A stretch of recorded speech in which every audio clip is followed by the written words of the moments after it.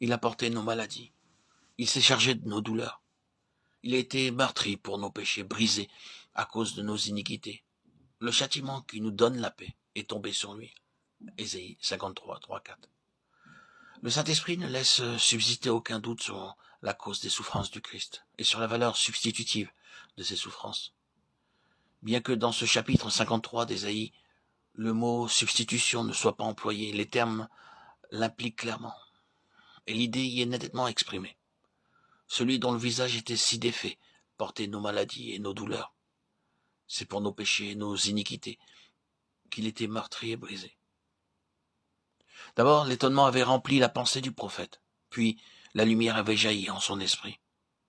Alors, se faisant le porte-parole de toute l'humanité, il s'écrie « Nous étions tous errants comme des brebis, nous suivions tous chacun son propre chemin, et l'Éternel a fait venir sur lui l'iniquité de nous tous. » En voyant ses souffrances, nous avions pensé qu'il était frappé de Dieu, battu et affligé. Nous, qui nous étions détournés pour suivre chacun son propre chemin. Nous qui nous étions égarés.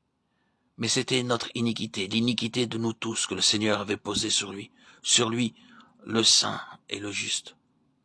Le voilà le résultat de la chute, voilà la cause et voilà la raison de la croix. La volonté de s'affranchir de Dieu, de vivre sans lui est l'essence même du péché. Chacun veut suivre sa voie, son propre chemin. Le résultat, c'est le péché, l'iniquité. Tout comme des brebis errantes, ce premier, tous représentent les milliards d'êtres humains qui sont nés ou à naître depuis Adam. Et l'Éternel a fait retomber sur lui l'iniquité de nous tous.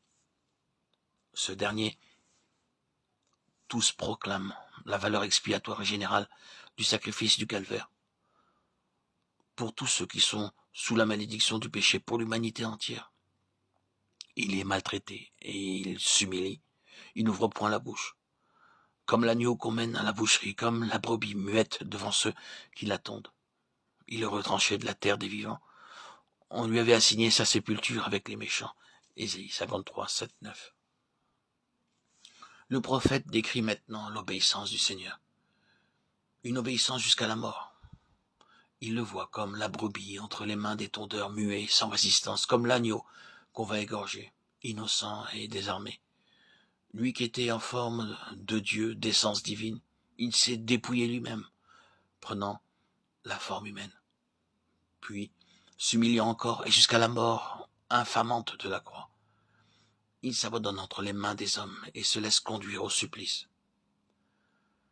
L'Évangile nous montre l'accomplissement de la prophétie dans ses moindres détails. Lorsqu'il fut devant Pilate, le Christ ne lui répondit rien, Matthieu 27, 12. Et le gouverneur romain en fut étonné. Condamné par l'oppression et le jugement des hommes, on le conduisit hors de Jérusalem jusqu'au lieu appelé Calvaire, pour y être crucifié. Et parmi ses contemporains, qui a compris qu'il était retranché de la terre des vivants, frappé à cause des péchés de mon peuple? Ésaïe 53, 8.